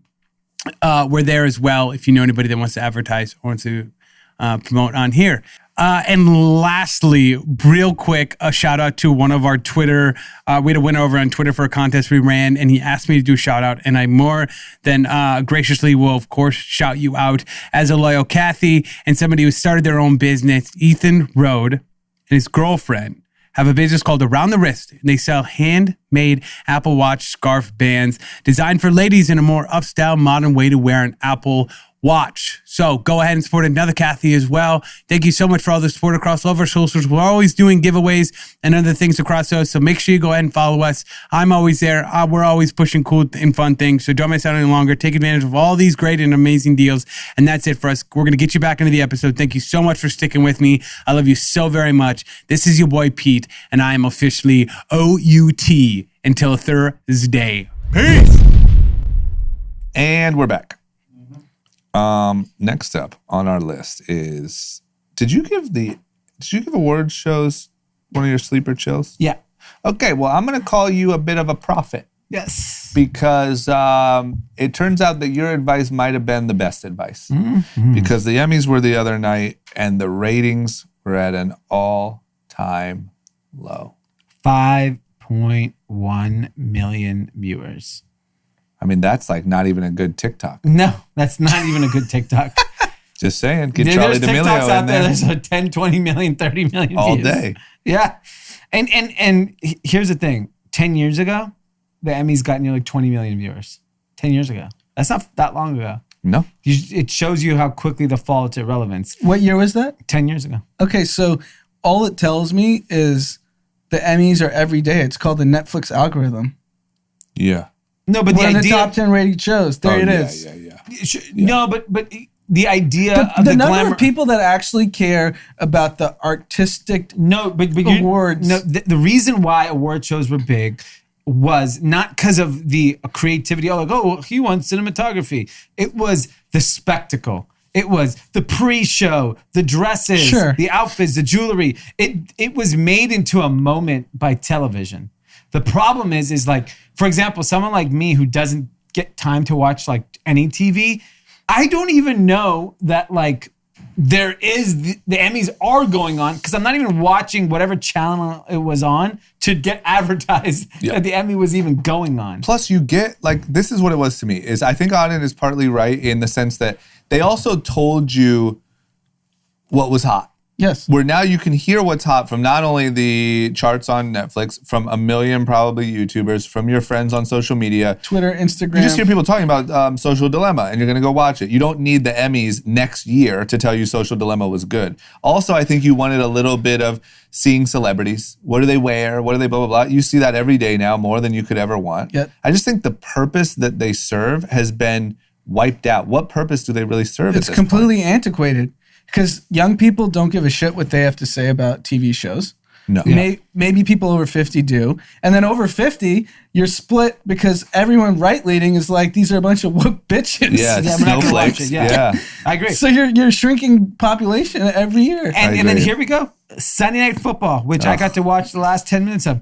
Blockbuster game. New England Patriots, Seattle Seahawks. No one gives a fuck about that either. Cricket. 17% down compared to last Sunday. This is a blockbuster game.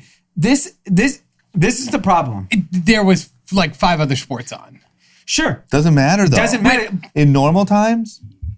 Well, normal times You know there's what's not that many sports interesting? happening. Anthony Nor is just- there- like, last Anthony just texted us 5 years ago? Sunday night, the Lakers-Nuggets game with the game-winning three-pointer. Least watched conference finals game since 2003. This is what really tells me is that you've lost the youth completely when it comes to like the mainstream things, which are sports and cable television. Even if you take myself, that Sunday night game was going on. Do you know in the middle of that game, that good, I turned on Yellowstone. Really? And then I saw You're a bunch of sick. texts and I was like, all right, I'll watch the last minute. And then I saw the last minute drive. But like even I mean, me, So I you're also- saying that you're the youth. I'm a prophet. I'm from the future. You know what it also is? Yeah. Like, I'm from the future. unfortunately, the way people consume content, it's flawed. Yeah. Like the Laker game. Unless you're a diehard Lakers fan, you don't need to spend 3 hours. All you need is that clip of AD hitting the three and yelling Kobe. That's all I That's watched. it. And I didn't watch it on. Football needs to be 1 quarter. Like you tell the first 3 quarters, you tell everyone go run for the next 2 No hours. helmet. Just stretch. So you're tired. No pads, So 1 quarter. tired. Get really tired. Yeah. And then the 4th quarter, you guys get to play basketball 1 quarter. Yeah. Who? Did we have mean- a serious problem with these blockbuster properties? And then you start looking at like, okay, where did Sunday night? I bet you TikTok, they don't share this information. Mm-hmm. I mean, I Let's bet ask you, our cop in Queens. He Yeah. probably knows. He knows. I bet you the consumption on TikTok during Sunday night, all this shit was bananas. Well, it's also, I mean, it's this is going to compound year over year, and it has nothing to do with social justice or woke. This is what it is. 20 years ago, there was one medium we got to consume content. It was called the television. Yeah. They controlled what we viewed. Yeah. So the only thing you could watch on a Sunday night was a football game. Yeah. The only thing you could watch on a Saturday at 12:30 in the 90s was NBA basketball. And I think I think one thing that we discounted is that got a longer, football and that stuff stayed around longer because it had built decades of history in this country as something you do. It's bigger than a sport. But now I just think you're starting to kind of see it crack. It's it's no different than legacy brands in like a supermarket that just had a stronghold. Like this is the only cereal you buy. that. Now with direct to consumer, you have 100 choices. Totally.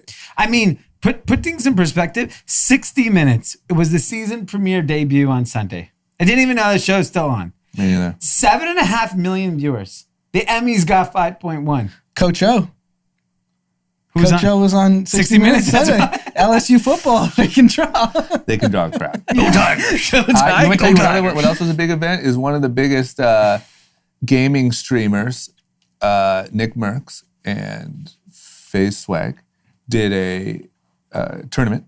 They do Sunday. tournaments and they stream it. I don't remember what day it was. I think it was, I don't know. I don't remember what day it was. Guess who else was on their team? 4 people on their team. Nick Merckx, Swag, another guy. Would I know Bronny. that person? Ben Simmons. Wow. Big news. That's Ben Simmons. He's not even watching the game. That's him reaching the youth, Yeah. right? I just feel like you need to these NBA players got to have podcasts, game streamers. Some of them are streamers. Some of them are this. Some of them are that. And I mean, it's just true. Unless you're a diehard fan of a team, there's no reason to watch the first 3 quarters of NBA game. Yeah. Or NFL game. I didn't watch anything. I watched that Anything. Anthony Davis 3-pointer, and I was like, damn, good game. And like Kobe got the clip. Yep. Boom. I didn't even see that. I literally saw the clip on Instagram. Would love to know the fantasy numbers on youth. I don't think the youth is playing fantasy football either. I'm sure we're gonna get some DMs. No, we still play. Not the I'm real sure youth. The real youth. But I want to Not know the from like 19, young 13 to 20. 18-year-olds. Hell Like I no. had a couple friends who had like leads in high school, but like No. it peaked in college. They're gamers. They're and they just don't want to. If they too had much time. because if you actually want to play fantasy, you actually have to commit your Sundays to following. What kid's gonna do that? Yeah. All right. Last one for me, and then I'm going to bounce out. Okay. But we're almost there. Our boy Trevor Milton. Mm-hmm. So, we had a little kerfluffle last week where Pete thought we got a DM from, or kind of advertised. Yeah. Like we got a DM from Trevor Milton. Dummy. Which we didn't. Trevor Milton just tweeted. Yeah. But a real aggressive tweet. I don't know if he's trying to be Elon Musk or what he's trying to do, but he had a real aggressive tweet about, you say the company's fake. This guy's the CEO of Nikola. Mm-hmm. You say the company's fake. You say blah, blah, blah. Essentially, we're going to show you. You guys are all morons. Fast forward to today. Trevor Milton has forfeited his $166 million in stock, Yep. which he would have lost anyway. Yeah. And he stepped down. So it seems like this is the first big moment in this whole scam Yeah. unraveling. It feels like a scam. I don't know if it was intentionally a scam, but it feels like Firefest. Yeah, I mean, I think what happens is, and we saw this happen with Theranos, you see it happen with a lot of companies, you start becoming what people think you should be. Yeah, they fall into that God complex. Yeah. I think that's kind of what social media, what they were talking about on that. Yeah. Is you just follow the likes, you follow the all right, I'm that. Yeah, and I think in Trevor Milton's case, he probably had very good intentions when he was starting. He found this opportunity, this entire mania with SPACs and IPOs and electric cars. He just caught the perfect storm. Mm-hmm. The market treated him like he was the next Tesla, and GM invests $2 billion in you. Then all of a sudden, everyone starts looking under the hood. The hood has no engine. Uh-oh. And it's not because it's electric. Not because There's it's no battery electric. either. There's no battery either. There's no wheels. There's no nothing. So this guy, he's still worth billions of dollars because the stock is still worth a lot. The stock plummeted one day, kind of rebounded today. GM, the GM to me is the biggest joke in this. Yeah. Yeah. Nikola can. We knew it was a fraud before GM realized What it. is GM doing? Yeah. $2 billion. I hope that was in tranches. I hope of they money. lose all of it. But you just did that the other day, and now your CEO is stepping down? Yeah, unfortunately, the CEO, GM, I think is Mary Barra. This is your fault. Yeah. I just... You have to step down. It's a big mistake. It's a a huge big mistake. And I just feel like this is the type of thing that you just watch unravel over the next couple months. Yeah, to me, Nikola's going to be like a 6-month catastrophe. I want all the TikTok investors to apologize. Yeah. There was I some remember real how many arrogance. people You were wanna talk about defending arrogance. it to me. Yeah. I need formal apologies. Yes. All right. So real quickly, the influencers do not get a discount at BOA. Okay. And then the New York Times, our friend Taylor Lorenz, who follows all of us on Twitter, Yep. wrote an article earlier this year saying that BOA is the spot. The manager struck up a relationship with the FaZe Clan about 2.5 years ago. And the quote is, while they might be C-listers at hotspots like Catch or Craig's, they're stars at BOA. That's what the article said? That's effectively Taylor. what I was saying, was that knowing the inner workings of because I know the Catch dudes and I know obviously H-Wood, thinking about how they think about celebrities. And I've obviously been in conversations with them about it. Yeah. Unfortunately, the TikTok crowd just doesn't meet the barrier. Yeah. They, but that's a good, good props to BOA. Hey, we'll take this. Yeah. You can be an A-lister here. Yeah. Big I like fish in that. a small pond. That's over here. amazing. Okay. All right, well, look at that. Inside info. Okay, I got to run. You guys hold it down. We got a few good Yeah, topics we have a big left. one. We have 2 big topics. I have FOMO. Okay, everybody. First interesting business news I've heard in a while. Barstool app. What is it called, by the way? Barstool Sportsbook. Barstool Sportsbook. Correct. Launched, I think, on Friday, right? Correct. And it's a betting app, essentially like a DraftKings, or is it literally full-on gambling? Because I haven't downloaded it yet. I did download it, but you can't make any bets. I guess in our state, Yeah, can't. because you have to be in New Jersey, so we can't even do it. This app broke the download record previously set by DraftKings in this space.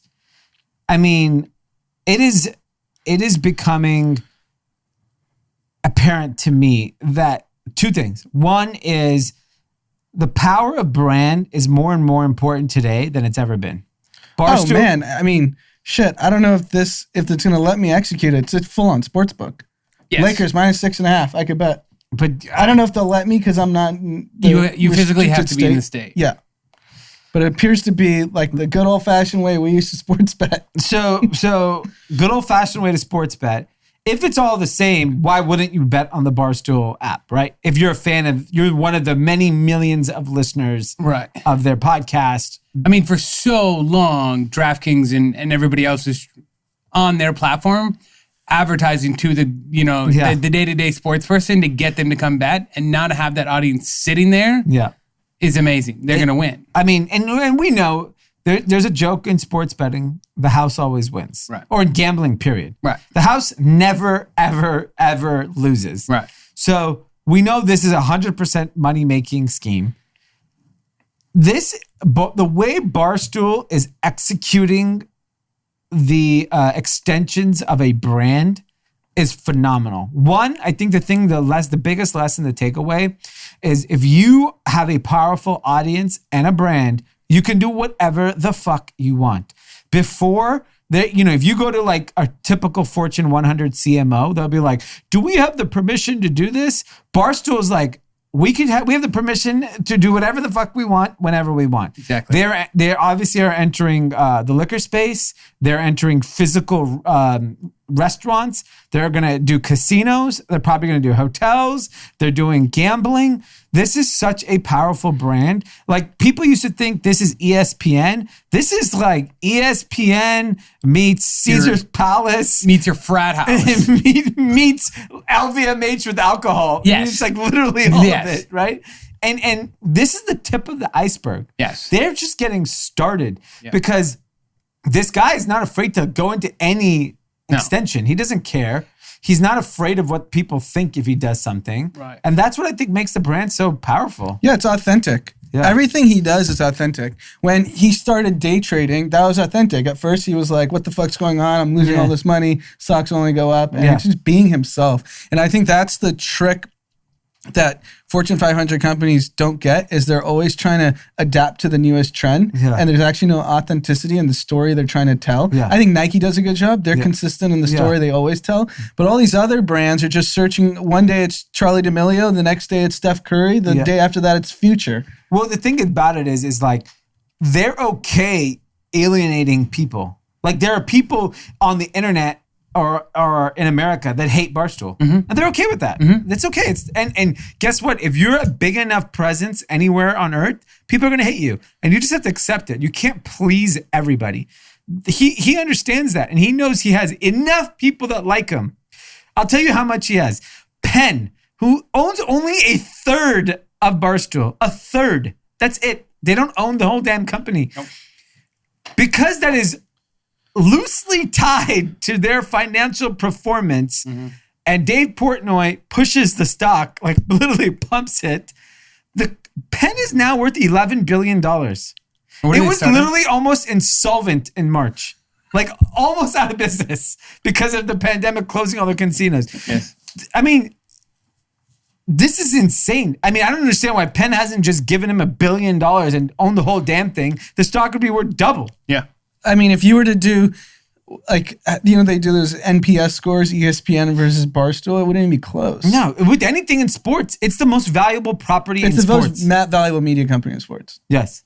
I mean, I guarantee you, if you really, you lay out their vision and you lay out their potential, it's worth more than any sports property. Because they've taken down the boundaries. They've taken down everything that could have stopped them, would stop ESPN. Their only issue is that it's the biggest example of key man risk known to man. If the Presidente decides to give up, retire, not do this anymore, it's worthless. I don't think he does, though. Okay, but He's how doing old it is for he? a long time. 40s?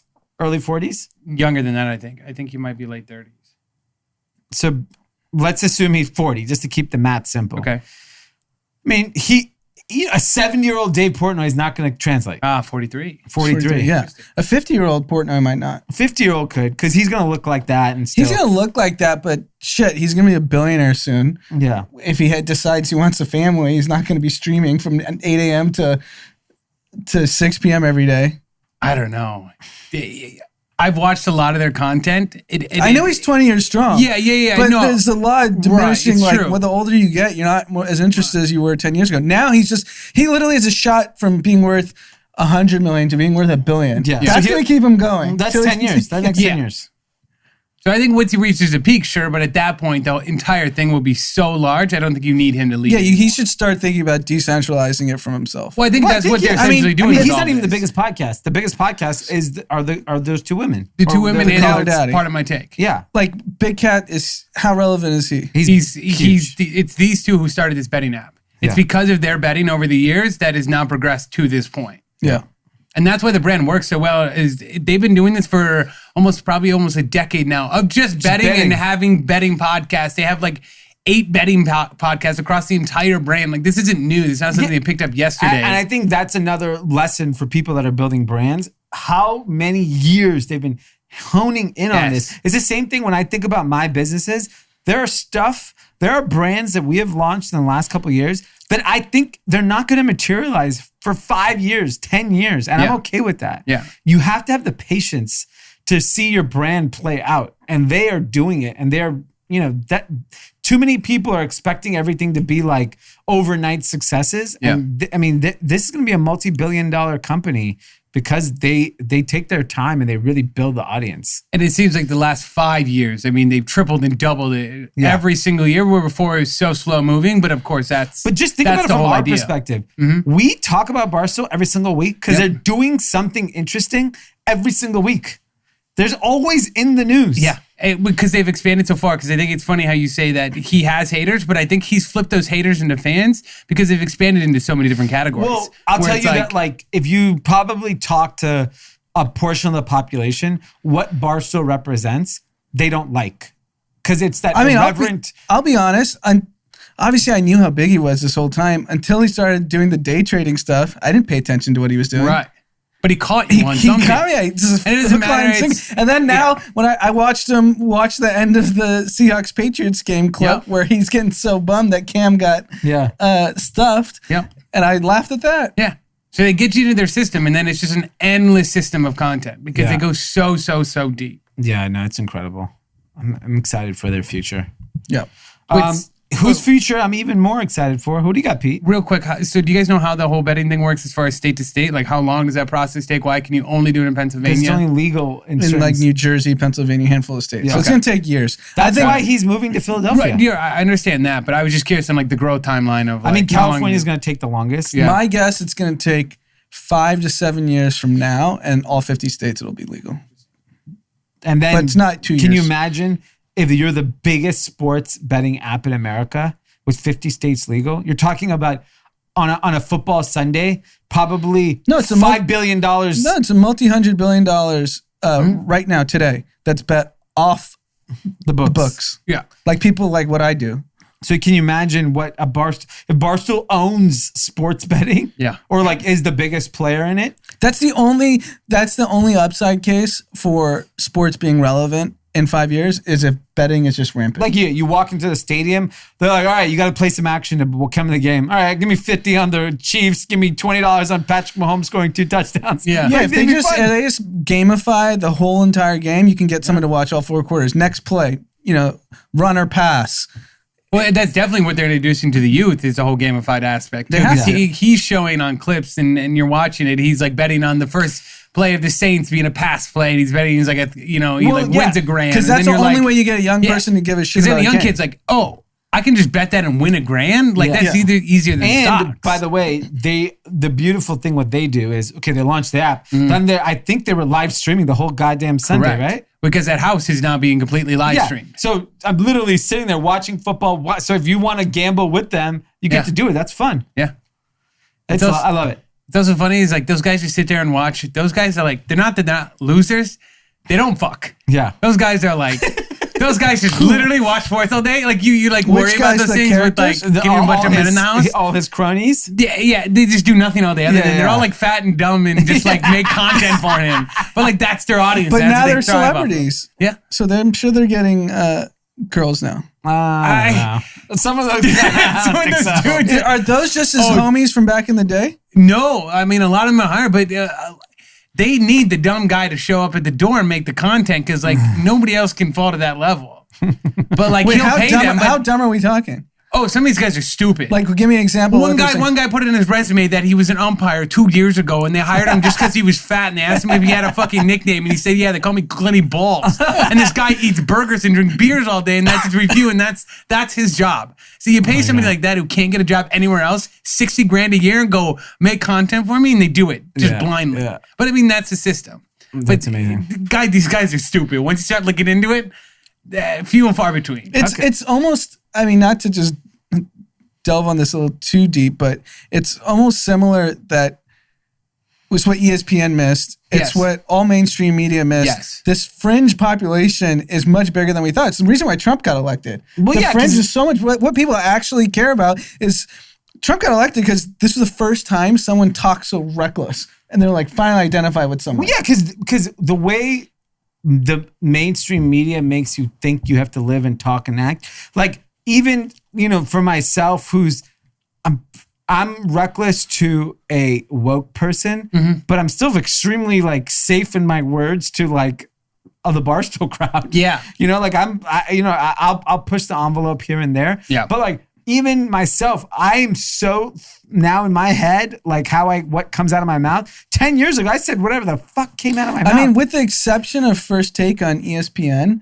all those other shows are just prepackaged takes. But that's everything. That's good passing, good dribbling. No one wants to hear that. No. But imagine if the Emmys were like you win and like Schitt's Creek. You guys thought our show was shitty. Fuck you. We won. We're the best show. Yeah. Screw you, Curb Your Enthusiasm. Larry David sucked my balls. If someone said that, we would watch the Emmys. Or no, if the presenter, who's obviously always someone famous, read the 4 nominations, shitted on 2 of them, and praised 2 of them and said, this is why I like this one. Yeah. I mean, that's what this eventually becomes for them. I think they'll just obviously continue They're to going expand to be the Emmys, they're going to be everything. Yeah, they'll do this. They're going to reinvent the wheel everywhere. Yeah. Okay, good. You know who's reinventing a wheel? Who? Amazon Literally has partnered with Echelon, the fitness machine maker, and is launching a bike that will be available for Amazon Prime members for $499. You get a free trial on the first 30 days of the monthly subscription. Not clear what the monthly subscription is past the first month. But Amazon just threw their hat into the Peloton race. And what's funny is the stock kind of crumbled immediately and then it kind of recovered. And then the argument pretty much that I keep seeing on the Peloton Pro is that, look, Amazon bought Whole Foods and there's still other grocery stores around. Okay, I understand that. There is this notion that Peloton is Apple. Peloton did not invent. What did Peloton invent is the idea of a bike and a streaming class connected. That is what they did not invite the bike. The bike was there long before them. They do have a cult brand. I'll give them that. But all they have is a bike. They have a treadmill that's $4,500 that no one in America can afford, except Dave Portnoy maybe. Everyone else is not going to buy that bike. Amazon just threw their hat in the race for $499. They've even said they're going into rowing. They're going into everything. They're going into lift, They're taking the entire market. They're going to do all of it. And it's the same thing. Everyone's like, oh, Amazon's entering to video. No one's going to use it. Everyone uses Prime Video. I just watched a movie the other night on Amazon Prime. I watch Amazon Prime Video and Netflix. That is what I spend my time on. Yeah. And I guarantee you, Amazon's going to own the grocery market with Walmart in 10 years. And fitness will be done on Amazon. That does not mean Peloton cannot exist. It just further my belief that Peloton is extremely overvalued. They're not going to be the only player in this space, and they shouldn't be worth $26 billion. No. There's Because no chance. even if Apple released the same price bike, but an Apple version, everybody would dump Peloton and jump on an Apple. I would imagine having an Apple bike at home. Yes. That is a flex. I would throw everything I have in it. Yeah, because it connects to your iPhone. There's beats playing. Yeah. Apple is more than likely going to enter in that space at some point. Why Right. not? I just don't. The Peloton thing is driving me nuts because like people are saying that their brand is more powerful than an Apple. No, it's not. No, I And think it's not more powerful than Amazon. No. It's the most trusted brand on earth is Amazon. Right. the issue is Peloton's trading like a software business. They're getting a software multiple Yeah. for what ultimately is going to become a consumer brand company. Yeah. That's going to be competing with 10 other people. Yeah. There's always going to be, if Peloton is the gold standard for bike, I've never used them, but I assume they're really nice. Only rich Yeah. people have them. Yeah. So rich people like nice things. Yeah. So I'm sure it's nice. I'm sure it's great. And that market will always exist. Yeah. And we're not debating that. Yeah. The problem is, how are you going to do it at scale? You're no longer a software company if Amazon sells 20,499,000 bikes. Which at $499, Yes. they're great. Everyone's gonna buy them. That's lucrative for like a young adult who is just coming in and like even for me that's affordable right Yeah. now. Because I'm not gonna go to the gym for the rest of the year. That's $40 a month over 6 to 12 months. Easy. Yeah, I can buy that $499. bike. I mean, I'm gonna buy 5 Yeah. just Sick. to support them. Cool. I'll put 2 in the office. I don't think Bezos needs your support. no, but He's doing fine. No, But it's for Echelon. it's- I really want to support Echelon. Yeah. But you should start a bike club. Just in spite of Peloton. I'm gonna start an Amazon Echelon bike club. Cool. And the only way you can be on it is if you have an Echelon. You cannot be in my bike club. Nope. If you're on a Peloton. And then you could do a bike marathon, Yeah. virtual bike Everyone get on the marathon. Echelon. Only for Echelon users. Free merch. Don't do it for free. Let's get a check from Instead of a Amazon. Tour de France, let's do like Yeah. a tour to Tour to go nowhere. tour to go nowhere. There's a new bike. Tour to nowhere. But I'm excited. I mean, it just shows like Peloton thought they were the big guy on campus, and then the biggest companies in the world Yes. have just said we're coming to the space. It's the same thing. Like everyone's like, oh, they were there first. Okay, Yahoo was there first for search engine. Guess what you use to search now? Yeah. First does not mean shit. No. No, I agree with that. So what's the play on the stock? Are you shorting it? Are we taking any plays on it? I still have put options on Peloton. At any given moment, I always have a put option on Peloton. Okay. On it? I do not trade Peloton stock because rich Wall Street guys love it too much. So they can keep pumping it until it's too They're delusional. obvious. There's a proximity bias to companies, which means like, okay, a Wall Street guy probably has a Peloton. Right. So in his eyes, Peloton changed his life. He lost 10 pounds. His wife uses it. She loves it. So they think it's such a incredible business. So they will literally bet on, it's like VCs who invest in like so many shitty consumer companies. Yeah, it's the same reason a VC will bid up Allbirds to $1.5 billion because every VC wears Allbirds. Right. And so they think it's like the greatest shoe ever, but like, It's total echo chamber effect because 50 people in Silicon Valley wear Allbirds that they all think it's the next Nike. so you give them the money to go build this business, and then, maybe they build it, maybe they don't. But like, you leave that echo chamber, it's a different world. And I think Peloton's just pure echo chamber talk. Right. Right on you, Peloton. Yeah. That's a spit. Okay. We're done. We just learned that coronavirus can be transferred and you're just spitting on here. What the fuck is that? Spit does. That's so funny. As seen on social. Oh my God. Okay. As seen on social. What do we got? Nike just reported blockbuster earnings. They beat revenue for the quarter by more than $1 billion. Wow. The stock's up 11% in after hours. And so what's going on? Just digital sales just continue to crush, where I'm assuming most Nike stores are still closed. Yeah. So it's just digital. Their digital sales grew 82% during the quarter. Jeez. Triple digit growth in digital sales in Europe, Middle East, and Africa. Wow. So they are on fire. You know who's not? Stitch Fix. Cratered 14% in after hours. Really? What's their news? Crater, that's all I heard. Crater is not good. Okay. They swing to a loss. They lost money. Scary. You can't lose money. No. A lot of people don't like to lose money. Nope. Some Snowflake people gets do. to lose money and they're a $60 billion company. Well, in fashion, you can't lose money. You lose money in fashion, you're a loser. No losers around here. Yeah, none. Okay. We What got a else couple we seen? shout outs. You got some shout outs? Okay. Yes. This one I forgot to do last time, but this one comes from a podcast review that Tim found. Tim, do you remember the platform? It was some random podcast platform that we're on. Okay. We have one review on that platform. Wow. So clearly this is not where our listeners are, but Michael Taylor, he said, he gave us a 1 star. Ooh. He said, was sick of hearing the ads for this podcast, so I checked it out. Couldn't even get 5 minutes into it before I could tell these people have no clue what they're doing, and the podcast is awful. Oh, wow. They make the Dollops attempt at forced humor look actually funny. Even the cover art is horrid. Well, the cover art is our faces, right? Yes. Okay. So he's not a And- fan of how we look. And Tim was cracking up at Yeah. this.